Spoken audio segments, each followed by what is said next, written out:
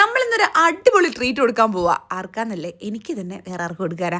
അപ്പം ഞാനിന്ന് എനിക്ക് വേണ്ടി സ്പെൻഡ് ചെയ്തൊരു ദിവസം കേട്ടോ. എൻ്റെ സ്കിന്നിന് ഹെയറിനൊക്കെ വേണ്ടിയിട്ട് ഞാൻ എന്തൊക്കെ ട്രീറ്റ്മെൻറ്റാണ് ചെയ്തതെന്ന് പുറകെ അപ്ഡേറ്റ് തരാം. പിന്നെ എനിക്ക് ഇഷ്ടപ്പെട്ട കഫേയിൽ പോയി എനിക്ക് ഇഷ്ടപ്പെട്ട കുറച്ച് ഫുഡും കഴിച്ചു.